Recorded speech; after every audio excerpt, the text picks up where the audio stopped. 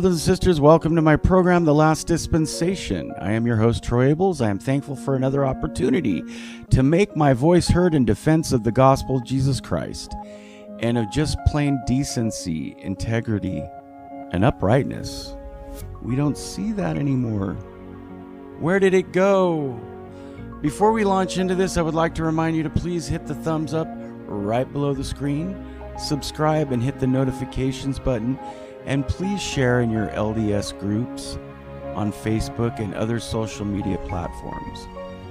I will be reading and commenting from a website called gospeldoctrine.com on the Book of Mormon, specifically Alma chapter 51. And this is about the Kingmen and the Freemen. You remember. In Alma 50, so basically what's going on today, we can see similarities.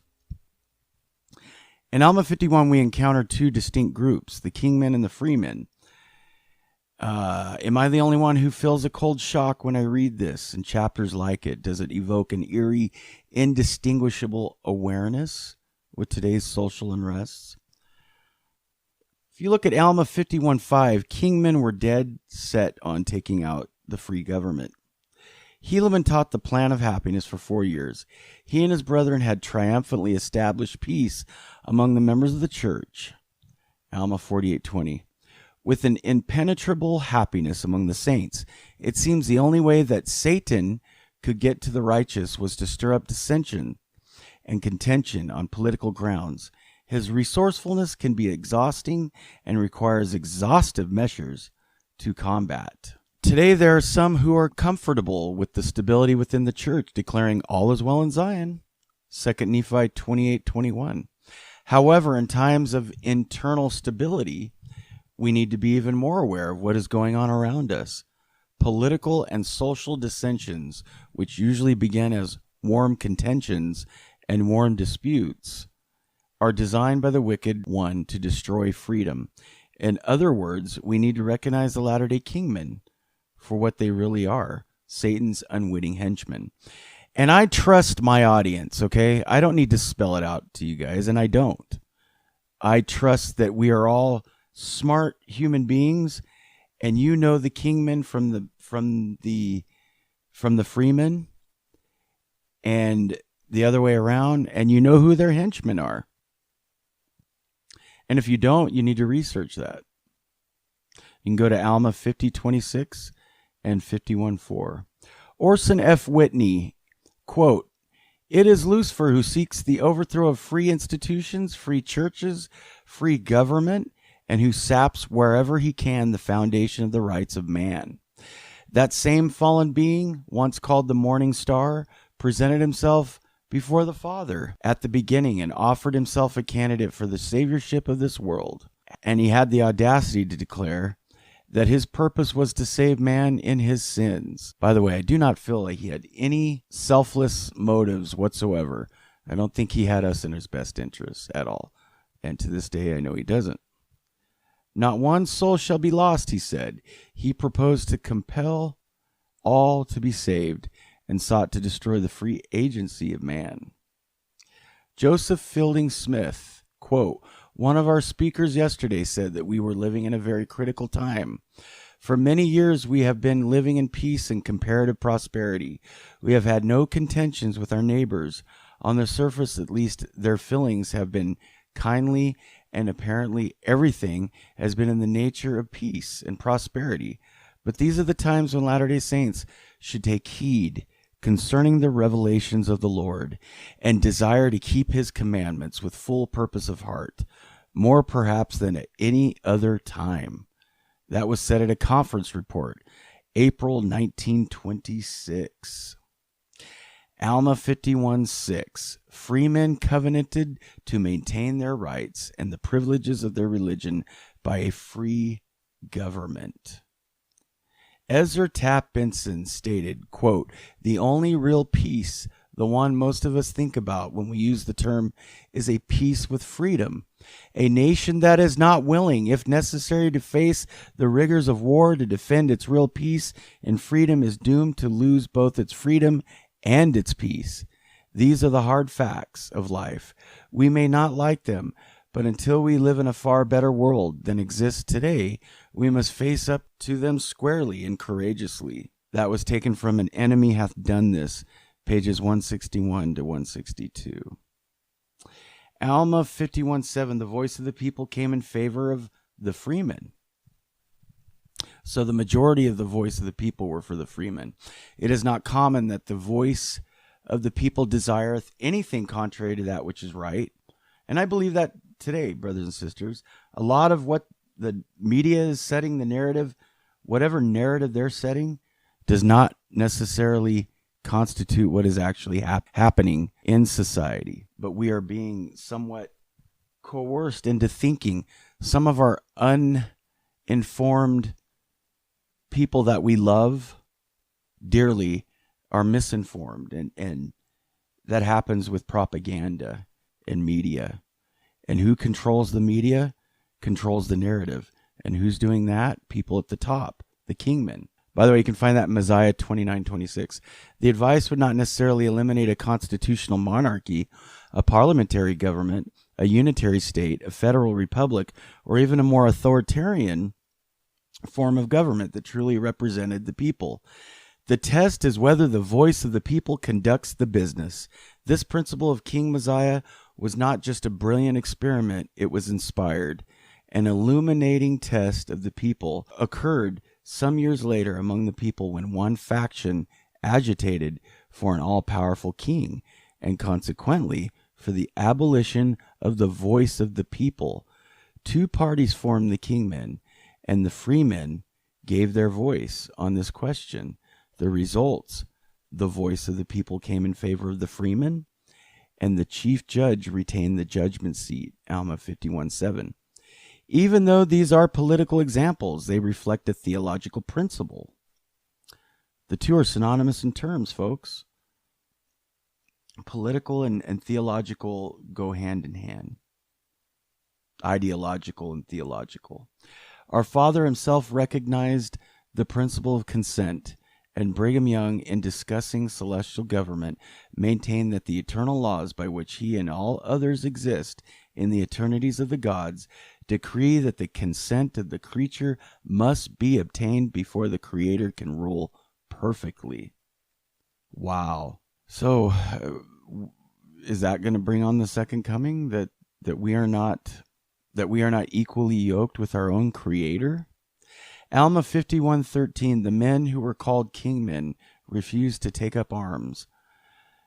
Vaughn J. Featherstone said, "Someone asked me once how I felt about amnesty for the draft card burner and the deserter. I told him that I thought every one of them should be taken before General Moroni to be judged." Close quote. Now, I don't completely remember. General authorities, Vaughn J. Featherstone was not an apostle. He was a 70. I believe he was in the presidency of the 70, quorum of the first quorum of the 70. However, we know that even though our Constitution is inspired, and I believe that the main reason our Constitution was inspired was so that we can have freedom of religion. Otherwise, the gospel wouldn't have been able to come to fruition if it did not have a free land to headquarter the church. And where are the headquarters of the church? Right here, where the Constitution is. However, I admire Vaughn J. Featherstone for his zeal, but we know that there have been wicked people in office, and there are secret combinations, because I want to keep my standing here. So I'll use words like secret combination instead of deep state. But there have been people, and there still are people, that use the military for bad reasons. We do know that there is a military-industrial complex. So not everything that the United States has done militarily and overseas, or even here in our own land, has been righteous. Okay, Alma 51:17, Moroni commanded that his army should pull down their pride and their nobility. Moroni and his sword led the fight against pride, nobility, and dissension. Alma 51:17-20. combated iniquity and evil, 46, 9 through 11, supported the cause of freedom, and delighted in the saving of his people from destruction. It is likely that Mormon included so much material on Moroni for some substantial reasons than a fascination with military history. Moroni was a man needed in his day to counter the pride, dissension, iniquity, and covenant breaking which abounded. The term dissension, or its derivative, appears over 26 times in these chapters, more than in any other book. Moroni's views concerning dissension and disunity can be best understood with his covenantal perspective. He coupled a love of freedom and liberty that was with the knowledge that these could only be secured by faithfulness and obedience to covenants. Dissidents, in his view, were covenant breakers.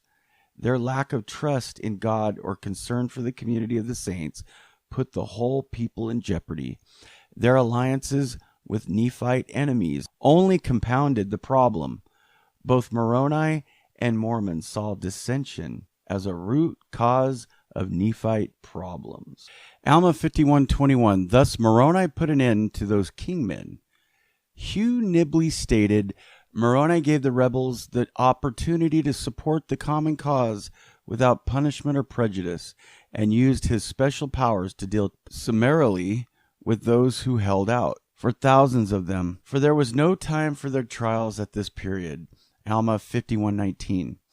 And thus Moroni put an end to those Kingmen, to the stubbornness and the pride of those people who professed the blood of nobility, but they were brought down to humble themselves like unto their brethren. Alma 51:21. There is no talk of humbling in the dust, but simply the restoration of equality, in which Moroni emerges as the champion of popular government, beloved of all the people of Nephi. Alma 53:2.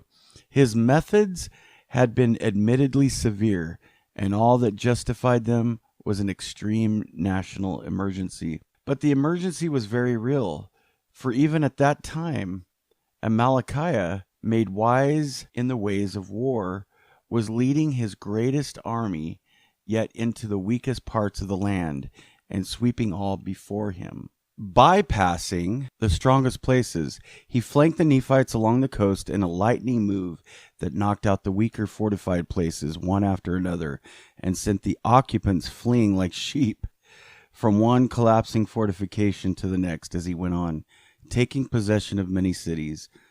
Alma 51:26 through 28. It was a well-executed operation that spread panic and converted many of Moroni's strong places into Lamanite bases. You can find that in Alma 51:27. In Alma 51:26, Amalickiah went on taking possession of many cities: Nephihah, Lehi, Morianton, Omner, Gid, and Mulek. This simple verse reminds us who is abridging this work. The great Nephite commander Mormon never gives us much detail about the military successes of the Lamanites. While he will expound for quite some time on the military genius of Moroni and his captains, he just can't stomach a detailed description of the cunning of Amalickiah. Read that in verse 27. Accordingly, we read of an entire Lamanite campaign in only a few verses. Of this entire campaign, the only detail we get is the part about the bold stance of Teancum's army and the bolder mission to assassinate Amalickiah. And so, this seemingly insignificant verse is really a testimony that the Book of Mormon is true. It is just one of 1,000 other unmentioned internal consistencies which could not be expected if the Book of Mormon was merely the elaborate concoction of an uneducated 24-year-old farmer. It should be noted that while the city of Nephihah was included on this list of cities, it was not captured by the Lamanites for 5 more years. It is presumed that all the cities but Nephihah were captured in the year 67 BC, but Nephihah was not attacked until 62 BC. Alma 51:34. Teancum stole privily into the tent of the king and put a javelin to his heart. In many ways, Teancum was a heroic extension of Moroni's own quickness, decisiveness, and boldness. Teancum's personal courage went almost to the point of recklessness in a way that appeals to our sense of adventure. Even while we recognize the dangers, we do not know whether Teancum soberly calculated the cost in lives of another battle, or was inflamed with fury against the renegade Nephite who had caused so much bloodshed. At any rate, while the armies slept in exhaustion, he crept through the Lamanite camp to Amalickiah's tent, killed him silently, and then withdrew. The Lamanites awoke on the first day of the new year in 66 BC to find their king dead and the Nephites poised for battle. So basically here, brothers and sisters, the point I'm making is if we compare Moroni, we can definitely compare Moroni chapter 51 to what's going on today. Kingmen and Freemen exist today. And what do we do with the Book of Mormon? We learn from the past, not to repeat it. But the wicked will ultimately repeat the past. And that's what we also learn from the Book of Mormon, is that the wicked always repeated the past. But our tactics didn't always stay the same while we were combating evil. Right now we're spreading the gospel. Who knows what's next, brothers and sisters? Who knows if we will have a Moroni? I don't know. But let's save this Constitution. And the reason why yes, the gospel is throughout the whole earth. And the members of the church are worldwide. And the stakes of Zion are worldwide. Why then is the Constitution still important? Because this is where the church is. And this is where freedom of religion must start. And I'm speaking to those who have testimonies and potential testimonies. In the name of Jesus Christ, I say these things. Amen. The views and opinions shared by the last dispensation and or any guest should not be construed as authoritative views from the Church of Jesus Christ of Latter-day Saints. If you would like to learn more about the LDS Church, please go online to comeuntoChrist.org. The Book of Mormon is also available wherever you get your apps.